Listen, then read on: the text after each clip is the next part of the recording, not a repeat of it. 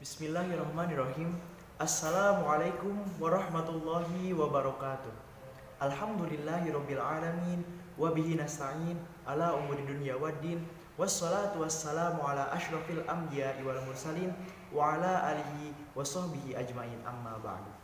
Yang pertama-tama, marilah kita panjatkan puja dan puji syukur kita kehadirat Allah Subhanahu wa taala yang mana telah memberikan kita beribu-ribu nikmat, di antaranya nikmat iman, nikmat Islam, serta nikmat sehat wal afiat. Salawat dan salam marilah kita limpah curahkan kepada junjungan kita semua, yakni Habibana wa Nabiyana wa Maulana Muhammad sallallahu alaihi wasallam. Yang saya hormati dan yang sama-sama kami muliakan, dosen pengampu mata kuliah metodologi pembelajaran PAI, Bunda Nurella, mudah-mudahan selalu ada dalam lindungan Allah Subhanahu wa taala. Amin amin rabbal alamin. Yang saya banggakan dan yang saya cintai, teman-teman semua kelas PIC, mudah-mudahan kita semua selalu ada dalam lindungan Allah Subhanahu wa taala. Amin amin ya rabbal alamin. Langsung saja, perkenalkan, nama saya Ahmad Ismail. Saya perwakilan dari kelas PIC semester 5. Di sini saya akan menjelaskan suatu bahasan tentang definisi dari Al-Qur'an. Langsung saja, teman-teman mengetahui tidak apa itu pengertian dari Al-Qur'an? Apakah Al-Quran yang kita saksikan, yang sering kita pegang, atau yang sering kita dengar, apa itu termasuk dari pengertian Al-Quran, atau itu termasuk dari Al-Quran itu sendiri? Mangga teman-teman bisa simpulkan sendiri seperti itu. Di sini saya akan menjelaskan beberapa sudut pandang. Yang pertama dari pengertian Al-Quran menurut etimologi atau secara bahasa. Yang kedua, pengertian Al-Quran menurut terminologi atau secara istilah, seperti itu teman-teman. Langsung saja, yang pertama adalah pengertian Al-Quran secara etimologi atau menurut bahasa. Secara bahasa, Al-Quran berasal dari bahasa Arab yang artinya yang berawal dari qara'a yaqra'u Qur'anan, yang artinya yaitu bacaan. Nah, teman-teman, dari pengertian etimologi sendiri bisa disimpulkan bahwasannya Al-Quran itu adalah suatu bacaan atau sesuatu yang dibaca oleh kita, atau lebih tepatnya itu firman Allah yang diturunkan kepada Nabi Muhammad SAW dan dibaca oleh makhluk-makhluknya, seperti itu. Yang selanjutnya adalah pengertian Al-Quran secara terminologi. Pengertian Al-Quran secara terminologi di sini para ulama atau beberapa fuqaha menjelaskan bahwasannya diantaranya ada menurut makna Al-Qoton, yang kedua adalah Al-Jarjuni, yang selanjutnya adalah menurut kalangan para usul fikih, para ahli fikih, para ahli usul fikih dan ahli bahasa menyatakan bahwasannya pengertian Al-Quran itu adalah seperti itu, teman-teman. Nah, di sini saya akan menjelaskan satu persatu, bukan menjelaskan satu persatu, hanya merinci satu persatu saja pengertian menurut makna Al-Qoton, menurut Al-Jarjuni, dan menurut ulama-ulama usul fikih, ulama fikih, dan ulama bahasa, seperti itu. Yang pertama yaitu menurut makna Al-Qoton. Al-Quran adalah kalamullah al-munazzalu ala Nabi Muhammadin sallallahu alaihi wasallam al-maktubu bitilawati, yang artinya adalah Al-Quran adalah kalam Allah yang diturunkan kepada Nabi Muhammad SAW, dan orang yang membacanya itu mendapatkan pahala, seperti itu teman-teman. Itu menurut sudut pandang dari makna Al-Quran. Menurut Al-Jarjuni itu huwa al-munazzalu ala Rasulillah sallallahu alaihi wasallam fil masahifi al-manqulu anhu al-mutawattiri bila syahadah, yang artinya adalah yang diturunkan kepada Nabi Muhammad SAW, ditulis dalam mushaf dan diriwayatkan secara mutawatir tanpa ada keraguan di dalamnya, seperti itu. Itu menurut sudut pandang Al-Jarjuni. Yang selanjutnya itu menurut sudut pandang Al-Quran, menurut sudut pandang dari para ahli usul fikih, para ahli fikih, dan para ahli bahasa, yang mana adalah kalamullah al-munazzalu ala Nabi Muhammadin sallallahu alaihi wasallam al-muta'abbadu bitilawati al-manqulu bitawaturi al-maktubu fil masahifi min awalis suratil Fatihah ila suratin Nas, yang artinya kalam Allah yang diturunkan kepada Nabi Muhammad SAW, dan lafaz-lafaznya itu mengandung mukjizat di dalamnya, yang membacanya mendapatkan ibadah, dan diturunkan secara mutawatir atau berangsur-angsur, lalu ditulis dalam mushaf, diawali dari surah Al-Fatihah, diakhiri dengan surat An-Nas, seperti itu teman-teman. Dari beberapa pengertian di atas, kita dapat menyimpulkan secara besar bahwasannya dari sudut pandang makna Al-Qoton, Al-Jarjuni, dan ulama-ulama fikih, para usul fikih, dan ulama bahasa itu menjelaskan bahwasannya pengertian Al-Quran ditarik secara garis besar adalah kalamullah yang diturunkan kepada Nabi Muhammad SAW, dan yang membacanya itu mendapatkan pahala atau bernilai ibadah bagi yang membacanya, seperti itu. Nah, di sini saya akan menjelaskan beberapa atau mengutip atau merinci beberapa pengertian Al-Qur'an dari sudut pandang para fuqaha usul fikih, para ahli fikih, dan para pakar-pakar bahasa, seperti itu teman-teman. Yang dimana di dalamnya itu adalah kalamullah atau perkataan-perkataan Allah atau firman-firman Allah. Di sini dijelaskan bahwasannya Al-Qur'an adalah firman Allah, yang mana Allah menurunkan firman-Nya itu melalui malaikat Jibril dan diturunkan kepada Nabi Muhammad SAW. Lalu Nabi Muhammad SAW itu menyampaikan kepada umat-umatnya, seperti itu. Nah, jadi di sini sudah dijelaskan bahwasannya Al-Qur'an itu adalah kalamullah, teman-teman, atau bisa disebut juga perkataan-perkataan Allah lebih tepatnya. Jadi tidak akan ada yang bisa menyaingi atau tidak ada akan bisa yang menandingi atau bahkan tidak akan ada yang bisa membuat Al-Qur'an yang serupa dengan Al-Qur'an, seperti itu teman-teman. Karena apa? Karena Al-Qur'an itu adalah kalamullah atau ucapan-ucapan dari Allah yang mana pasti Allah akan menjaga hal tersebut, seperti itu.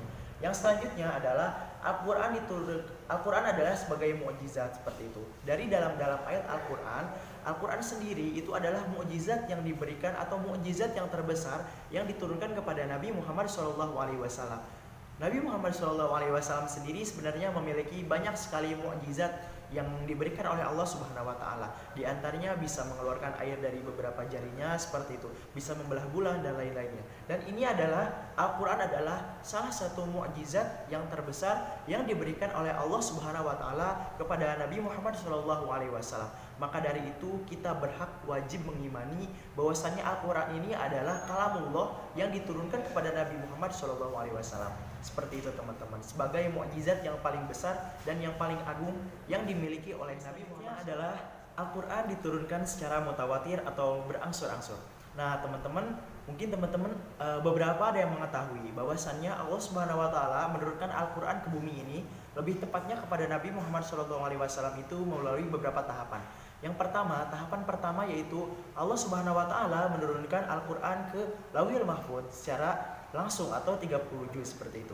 Dari Lauhil Mahfuz sendiri diturunkan kepada langit dunia atau langit yang sering kita lihat di siang hari, itu disebut langit dunia, secara langsung juga 30 juz. Nah, di situ dari langit dunia itu Allah Subhanahu wa taala memerintahkan malaikat Jibril untuk menyampaikan wahyu kepada Nabi Muhammad SAW sesuai dengan keadaan Nabi Muhammad SAW pada waktu itu secara berangsur-angsur, seperti itu. Jadi pada saat itu Nabi Muhammad SAW ketika sedang keadaan atau membutuhkan pertolongan Allah, maka Allah akan memberikan atau menurunkan ayat Al-Qur'an tersebut kepada Nabi Muhammad SAW melalui perantara malaikat Jibril, seperti itu teman-teman. Jadi intinya dari Allah Subhanahu wa taala melalui perantara malaikat Jibril diturunkan secara berangsur-angsur atau secara mutawatir. Itu adalah membaca Al-Qur'an itu adalah merupakan ibadah. Mungkin kita sering mendengar bahwasannya untuk sesuatu atau apa yang kita baca dalam berbahasa Arab ya teman-teman, dalam artian misalnya kita membaca suatu puisi atau suatu majalah atau suatu koran dengan berbahasa Arab, lalu kita tidak bisa mengimplementasikan kebaikan tersebut ke dalam kehidupan kita, maka itu tidak akan bernilai apa-apa atau bernilai sia-sia saja, seperti itu teman-teman. Karena apa? Karena itu bukan firman Allah, seperti itu. Berbeda dengan Al-Qur'an. Ketika kita membaca Al-Qur'an tapi kita tidak mengetahui makna atau kita tidak memahami dari ayat yang kita baca tersebut, itu bernilai ibadah teman-teman, seperti itu. Jadi di sini menurut para ulama usul fikih dan yang lainnya sepakat bahwasannya ketika seseorang membaca Al-Qur'an itu ketika mereka tidak mengetahui artinya atau tidak memahami makna dari Al-Qur'an tersebut itu tetap bernilai ibadah, seperti itu teman-teman. Yang selanjutnya itu adalah Al-Qur'an diturunkan kepada Nabi Muhammad SAW melalui perantara malaikat Jibril. Tadi telah kita banyak disinggung secara sering ya di atas bahwasannya Al-Qur'an itu diturunkan oleh Allah Subhanahu wa taala kepada Nabi Muhammad SAW melalui perantara malaikat Jibril. Di sini kita akan menggarisbawahi perantara malaikat Jibril. Mengapa malaikat Jibril? Ya, malaikat Jibril itu adalah salah satu malaikat yang dipercaya oleh Allah Subhanahu wa taala dan diberikan kedudukan yang paling tinggi oleh Allah Subhanahu wa taala, seperti itu teman-teman. Dan mana di situ malaikat Jibril itu diberi amanah atau diberi mandat oleh Allah Subhanahu wa taala bahwasannya beliau atau malaikat Jibril sendiri harus menyampaikan wahyu-wahyu yang diberikan oleh Allah Subhanahu wa taala kepada Nabi Muhammad SAW sesuai kondisi pada saat itu, di mana Nabi Muhammad SAW mungkin sedang keadaan terpuruk atau sedang keadaan memiliki masalah ataupun apapun itu, nanti lalu Allah Subhanahu wa taala pastinya akan menurunkan beberapa firman-firmannya seperti itu melalui perantara malaikat Jibril, seperti itu teman-teman. Dari beberapa pemahaman-pemahaman yang kita tadi telah jelaskan, yang pertama itu Al-Quran adalah firman Allah atau Al-Quran itu adalah sebagai mukjizat bagi Nabi Muhammad SAW, dan Al-Quran itu disampaikan secara mutawatir. Lalu Al-Quran itu Al-Quran itu diturunkan kepada Nabi Muhammad SAW melalui perantara malaikat Jibril. Nah, di sini ada satu lagi teman-teman yang terakhir, yaitu Al-Quran ditulis di dalam mushaf, diawali dari diawali dengan surat Al-Fatihah dan diakhiri dengan surat An-Nas. Nah, teman-teman, untuk mushaf sendiri atau Al-Quran yang sering kita lihat atau yang sering kita raba itu berbentuknya mushaf teman-teman, dalam artian apa yang sering kita baca itu adalah mushaf, seperti itu teman-teman. Itu bukan Al-Quran dari secara sudut pandang dohirnya, seperti itu teman-teman. Tapi yang dimaksud dengan Al-Quran itu adalah dari sudut pandang makna dari Al-Quran tersebut, seperti itu. Makna dari ayat-ayat yang kita baca itu adalah Al-Quran yang seutuhnya, seperti itu teman-teman. Jadi makna yang tersirat di dalam mushaf itu yang disebut Al-Quran. Apa yang kita baca itu yang disebut Al-Quran, seperti itu teman-teman. Jadi untuk kesimpulannya sendiri di sini adalah perbanyaklah kita mendekatkan diri kepada Allah Subhanahu wa taala dengan membaca Al-Qur'an, seperti itu. Karena apa? Dengan membaca Al-Qur'an tersebut itu adalah kita membaca firman-firman Allah atau membaca ucapan-ucapan Allah atau membaca kalamullah, seperti itu. Maka dari itu Allah akan memberi kemudahan kepada kita atau akan memberikan jalan keluar ketika kita membutuhkan pertolongan Allah Subhanahu wa taala. Mungkin cukup sekian dari saya, kurang lebihnya mohon maaf. Syukron, wassalamualaikum warahmatullahi wabarakatuh.